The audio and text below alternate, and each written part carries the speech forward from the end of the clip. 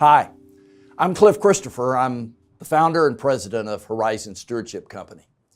And today I wanted to take just a few minutes and talk to you about making the ask. One of the big differences in most churches and nonprofits is that within the church there is a great reluctance to intentionally make an ask, to sit down with a donor and to share with them a vision, a hope, a dream for ministry that's upcoming, and then to ask them very sincerely if they would consider a gift of a certain amount towards that dream and vision. Maybe our short talk today can help some of you to get over some of that and intentionally make the ask. When an ask is made, the gift is generally 4 to 5 times greater than it otherwise would be. The first thing that we have to understand in making the ask is that the ask, the solicitation, always comes after the cultivation. The biggest mistake I'll hear from pastors is that they will say, well, I tried that. I went out to Mr. So-and-so's house and I sat down and I just asked him for this and it didn't work. And when I say, why did you go to this house? What is it about this person? What kind of relationship did you have? I would get a long stare back. Well, somebody just told me that he had money. They had not done the kind of plowing of the field, if you will, before they just jumped right in and attempted the harvest. These types of asks are best made in the midst of relationship. So whoever's going to do it, and in the church, it generally should be a lead pastor. That person needs to be conscious that they need to be talking to persons they have a relationship with. A close relationship. Understanding an ask requires 2 things. A person must have the capability to respond to the request. In other words, they must have the wealth to share. And secondly, they must have the will. A lot of people ask me all the time about very wealthy people that are known in the world. Well, why don't you talk to a Rockefeller or a Walton or someone or a Bill Gates and see if he'll give us money? Well, all these people have capacity.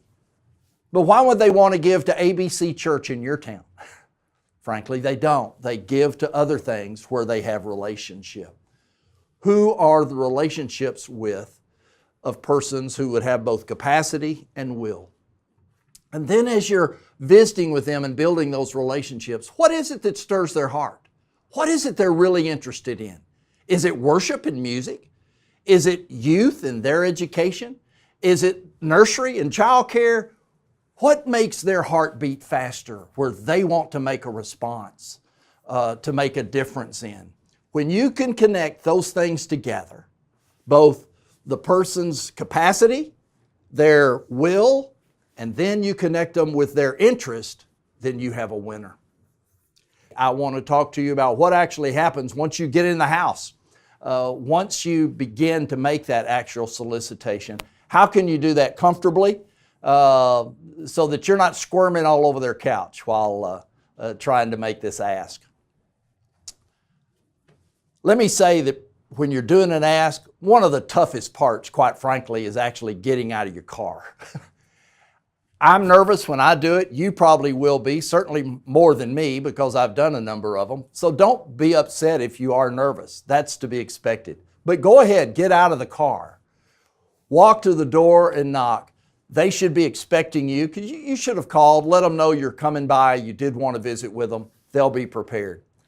I like, by the way, to do my conversations with most folks when I'm going to make an ask in their home because I'm looking for a place to make them comfortable.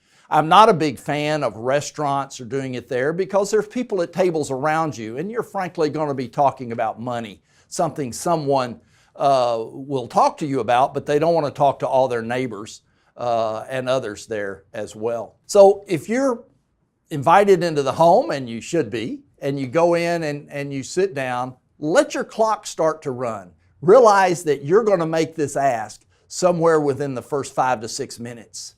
You don't want to sit there and get wandered off into the desert and then say, oh, by the way, before I leave, bring it up. Go in, if they offer you a cup of coffee or whatever, take it. Makes everybody more comfortable. talk about the weather if you like, or something recently in the church, or make some comment just to chat. And then I would shift gears. You want to shift gears to the specific thing you want to ask them about. Here's where you share first your passion, your energy, your excitement about that which you're asking them to support. In essence, what I want them to hear is you really believe in this, you believe it's going to make a difference, and you want to invite them to come and be a part, that they can share the enthusiasm that you feel along with you. That you share within a couple of minutes, 2.5 or 3, no more. That's it. And then shift to why you need them to help make it happen. Why you need them to be the lead donor or a key donor, a significant donor in the life of this. Why they particularly are important. Why you're talking to them. And then you get to that point about what it is you want. And it's very, very important that you share with them a specific number. I am hoping you will consider a gift of $100,000 or whatever you have determined previously by your cultivation would be an appropriate ask. And you mention that specific number. And then this is key. Once you say that number, shut up.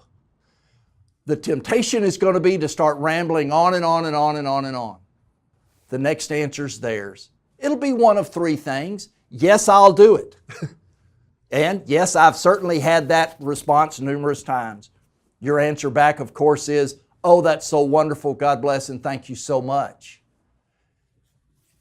You may get, I need to talk to my spouse, or I need to visit with a financial advisor. Always fine. Certainly understand. And then you set the time that you will get back with them.